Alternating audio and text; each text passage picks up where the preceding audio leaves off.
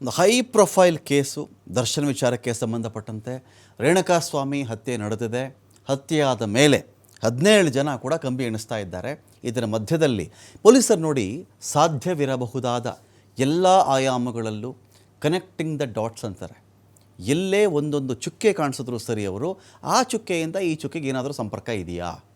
ಮನೆ ಕೆಲಸದಾಳಾದರೂ ಸರಿ, ಕೆಲಸ ಮಾಡೋರಾದರೂ ಸರಿ, ಕಾರ್ ಡ್ರೈವರಾದರೂ ಸರಿ, ಅಥವಾ ದರ್ಶನ್ ಅವರು ಪಟ್ಟಣಗೆರೆ ಶೆಡ್ಡಿಂದ ಅವತ್ತು ಅವ್ರ ಮನೆಗೆ ವಾಪಸ್ ಹೋಗಿದ್ರು ಅಂತ ಹೇಳ್ತಾರಲ್ಲ, ಆಗ ಅವ್ರು ಧರಿಸಿದ್ದ ಬಟ್ಟೆ ಆದರೂ ಸರಿ, ರಕ್ತದ ಕಲೆಗಳಾದರೂ ಸರಿ, ಫಿಂಗರ್ ಪ್ರಿಂಟ್ ಆದರೂ ಸರಿ, CCTV ಆದರೂ ಸರಿ, ಸಿಮ್ ಕಾರ್ಡ್ ಆದರೂ ಸರಿ, ಅವ್ರು ಯಾರ ಜೊತೆಲಿ ಮಾತನಾಡಿದ್ರು ಅಂತ ಆದರೂ ಸರಿ, ಜಿಮ್ ಯಾವುದಕ್ಕೆ ಹೋಗಿದ್ರು ಸರಿ, ಹೋಟೆಲ್ ಯಾವುದ್ರಲ್ಲಾದರೂ ಇದ್ರಾ ಅಲ್ಲಾದರೂ ಸರಿ, ಶೂಟಿಂಗ್ ಸೆಟ್ ಆದರೂ ಸರಿ, ಡೈರೆಕ್ಟರ್ ಆದರೂ ಸರಿ, ಹಣ ಯಾರಿಂದ ಪಡ್ಕೊಂಡು ಬಂದಿದ್ರು ಇವರು, ಯಾರು ಸಾಲ ಕೊಟ್ಟಿದ್ರಾ ಅಥವಾ ಅದು ಅಕ್ರಮ ಹಣ ಅಕ್ರಮ ವರ್ಗಾವಣೆಯಾಗಿತ್ತಾ, ಇನ್ಕಮ್ ಟ್ಯಾಕ್ಸ್ ಕಟ್ಟಿದ್ರಾ ಇಲ್ವಾ, ಪ್ರತಿಯೊಂದು ವಿಚಾರ ಕೂಡ ನೋಡಿ ನೀವು ಚೆಕ್ ಮಾಡ್ಕೊಂಡು ಬನ್ನಿ.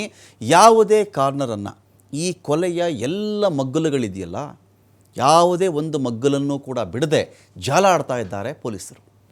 ದರ್ಶನ್ ಮನೆ ಕೆಲಸದವ್ರನ್ನ ವಿಚಾರಣೆ ಮಾಡಿದ್ದಾರೆ. ಬಬುಲ್ ಖಾನ್ ಅಂತ, ಅಮೀರ್ ಖಾನ್ ಅಂತ, ಇವರಿಬ್ಬರನ್ನೂ ಸೇರಿಸಿ ವಿಚಾರಣೆ ಮಾಡಿದ್ದಾರೆ. ಇದಲ್ಲದೆ ಇನ್ನೊಬ್ಬರನ್ನು ಕೂಡ ವಿಚಾರಣೆ ಮಾಡಿದ್ದಾರೆ. ಇವರನ್ನು ಕೂಡ ಸಾಕ್ಷ್ಯಗಳನ್ನಾಗಿ ಪರಿಗಣಿಸಿದೆ ಖಾಕಿ. ಇವರಿಂದನೂ ಸಾಕ್ಷ್ಯ ಸಿಗಬಹುದು. ದರ್ಶನ್ ವಿಚಾರದಲ್ಲಿ ಮನೆಗೆ ಬಂದಿದ್ರೇನಪ್ಪ, ಏನು ಮಾಡಿದ್ರು, ಮಾತಾಡಿದ್ರಾ, ಜೋರಾಗಿ ಮಾತಾಡ್ತಾ ಇದ್ರಾ, ಟೆನ್ಷನಲ್ಲಿದ್ರಾ ದರ್ಶನ್ ಆಗ, ಇಲ್ಲ ಒಂಥರ ಆಘಾತಕಾರಿಯಾಗಿದ್ರಾ, ಒದ್ದಾಡ್ತಾ ಇದ್ರಾ, ಯಾರಿಗಾದರೂ ಭಯದಲ್ಲಿ ಏನಾದರೂ ಕಾಲು ಮಾಡ್ತಾ ಇದ್ರಾ ಕೇಳಿದ್ದಾರೆ. ಏನು ಕೇಳಿದ್ರು ಮನೆ ಕೆಲಸದವ್ರಿಗೆ ಅಂತ ನೋಡಿದ್ರೆ, ಕೊಲೆ ಆಯ್ತಲ್ಲಪ್ಪ, ಏನು ಮಾಡ್ತಿದ್ದಪ್ಪ ನೀನು, ದರ್ಶನ್ ನೋಡಿದೇನಪ್ಪ ನೀನು, ಬಂದಿದ್ರೇನಪ್ಪ ಮನೆಗೆ, ಎಷ್ಟೊತ್ತಿಗೆ ಬಂದಿದ್ರು ಮನೆಗೆ, ಎಷ್ಟೊತ್ತಿಗೆ ಬಂದಿದ್ರು ಹೇಳಪ್ಪ, ನೆನಪಿದೆಯಾ ನಿನಗೆ, ಹೇಳು, ಬಾಯ್ಬಿಡು, ಮಾತಾಡು.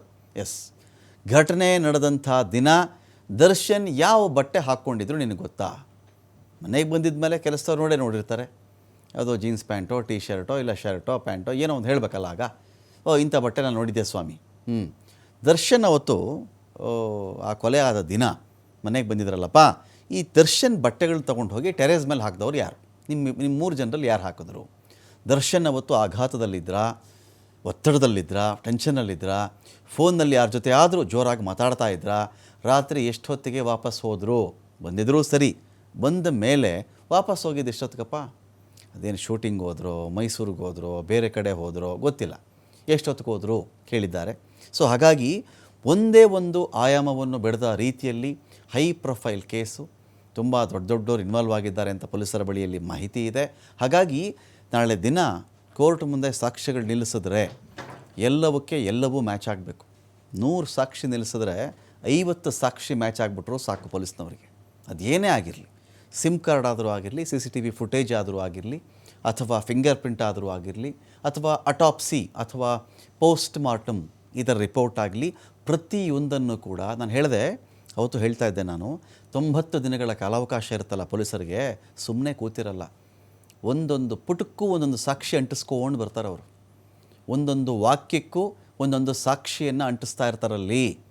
ಕಾರ್ ನಂಬರ್, ಆಟೋ ನಂಬರ್, ಇನ್ಯಾವುದೋ ಇವ್ರ ಗಾಡಿ ನಂಬರ್, ಫೋನ್ ನಂಬರ್, ಯಾರ ಫೋನಿಂದ ಯಾರ ಫೋನ್ಗೆ ಕಾಲ್ ಹೋಯಿತು, ಆಗ ಆ ಕಡೆ ಕಾಲ್ ರಿಸೀವ್ ಮಾಡಿದಂಥವ್ರು ಇವ್ರಿಗೇನು ಹೇಳಿದ್ರು, ಅವ್ರು ಅವಾಗ ಎಲ್ಲಿದ್ದರು, ಎಲ್ಲಿ ಬಾ ಅಂತ ಹೇಳಿದ್ರು, ಏನು ನೋಡ್ಕೊಳ್ತೀವಿ ಅಂತ ಹೇಳಿದ್ರು, 3 ಜನನ ಅಡ್ಜಸ್ಟ್ ಮಾಡಿದ್ದಿಲ್ಲಿಗೆ, ಬಾಡಿ ಬಿಸಾಕಬೇಕು ಅಂತ ಪ್ಲ್ಯಾನ್ ಮಾಡಿದಾಗ ದರ್ಶನ್ ಎಲ್ಲಿದ್ದರು, ಏನು ಕತೆ, ಪ್ರತಿಯೊಂದು ಹೀಗೇ. ಇಲ್ಲಿ ಏನೊಂದು ಫಸ್ಟ್ ಒಂದು ಸ್ಟೋರಿ ಸಿಕ್ಕಿರುತ್ತೆ ಇವರಿಗೆ. ಒಂದು ಮರ್ಡರ್ ಅಂತ ಬಂದಾಗ ಒಂದು ಕತೆ ಸಿಕ್ಕಿರುತ್ತೆ ಇವರಿಗೆ, ಸ್ಟೋರಿ. ದುರ್ಗದಿಂದ ಅವನು ಕರ್ಕೊಂಡು ಬಂದರು, ರಾಘವೇಂದ್ರಣ್ಣವನು ಕರ್ಕೊಂಡು ಬಂದ, ಶೆಡ್ಡಿಗೆ ನಡಿ ಅಂದರು ದರ್ಶನ್ನು, ಅಲ್ಲಿ ಹೋಗಿ ಹೊಡೆದಿದ್ರಂತೆ, ಸಾಯಿಸ್ಬಿಟ್ರಂತೆ. ಆವಾಗ ದರ್ಶನ್ನು ಬಾಡಿನ ಈ ಕಡೆ ಡಿಸ್ಪೋಸ್ ಮಾಡಿಬಿಡಿ ನೀವು ಅಂಥೇಳಿ ಹೇಳಿಬಿಟ್ಟಿದ್ರಂತೆ. ಆನಂತರ ಈ 3 ಜನನ ಅಪ್ರೂವರ್ ಮಾಡೋಕ್ಕೆ ಅಂಥೇಳಿ ಗಿರಿನಗರದಿಂದ ಒಬ್ಬನ ಕರ್ಕೊಂಡು ಬಂದಿದ್ರಂತೆ. ಇದೊಂದು ಸ್ಟೋರಿ ಲೈನ್, ಇದೊಂದು ಚಿತ್ರಕಥೆ. ಇದು ಒಂದು ಕಥೆ ಈ ಥರ ರೆಡಿಯಾಗಿರುತ್ತಲ್ಲ, ಇದಕ್ಕೆ ಪ್ರತಿಯೊಂದು ಸೀನ್ಗೂ ಕೋರ್ಟ್ನ ಮುಂದೆ ನ್ಯಾಯಾಧೀಶರಿಗೆ ಕನ್ವಿನ್ಸ್ ಮಾಡಬೇಕಲ್ವಾ. ಒಂದೊಂದು ಅಕ್ಷರ ಬರೆದ್ರು, ಒಂದೊಂದು ವಾಕ್ಯ ಬರೆದ್ರು ಕೂಡ ಅದಕ್ಕೊಂದು ಪುರಾವೆಯನ್ನು ಇಡಬೇಕು ಆರೋಪ ಪಟ್ಟಿಯಲ್ಲಿ. ಅದೇ ಇಂಪಾರ್ಟೆಂಟು.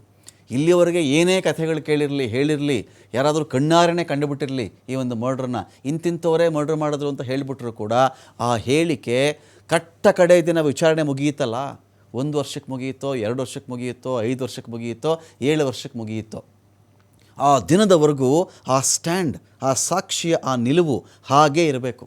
ಡಿಜಿಟಲ್ ಎವಿಡೆನ್ಸ್ ಆದರೂ ನೀವು ಕೊಡಿ, ಅಥವಾ ಸಾಕ್ಷಿಗಳನ್ನಾದರೂ ಕೊಡಿ, ಅಥವಾ ಗುಂಪಿನಲ್ಲಿದ್ದವ್ರನ್ನ ಇಬ್ಬರನ್ನೋ ಮೂವರನ್ನೋ ಸಾಕ್ಷಿಗಳನ್ನಾಗಿ, ಮಾಫಿ ಸಾಕ್ಷಿಗಳನ್ನಾಗಿ ಮಾಡಿಕೊಂಡು 164, 161 ಹೇಳಿಕೆನ ಜಡ್ಜಿ ಮುಂದೆ ಆದರೂ ಕೊಡಿಸ್ಬಿಟ್ಟಿರಿ ನೀವು.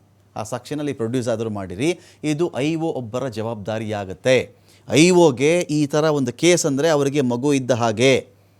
ಒಂದು ಅಪರಾಧ ನಡೆದುಬಿಟ್ಟಿದೆ ಅಂತ ಹೇಳಿದಾಗ ಆ ಅಪರಾಧಕ್ಕೆ ತಕ್ಕಂತೆ ಭಾರತೀಯ ನ್ಯಾಯ ಸಂಹಿತೆ ಏನು ಹೇಳ್ತಾ ಇದೆಯೋ ಇವತ್ತಿಗೆ, ಭಾರತೀಯ ದಂಡ ಸಂಹಿತೆ ಕೇಸ್ ರಿಜಿಸ್ಟರ್ ಆದಾಗ ಏನು ಹೇಳಿತ್ತೋ ಅದರ ಪ್ರಕಾರವಾಗಿಯೇ ಶಿಕ್ಷೆ ಆಗಬೇಕು ಅನ್ನೋದು ಆ ವ್ಯಕ್ತಿಯ ಉದ್ದೇಶ ಆಗಿರುತ್ತೆ ಮತ್ತು ಕರ್ತವ್ಯ ಕೂಡ.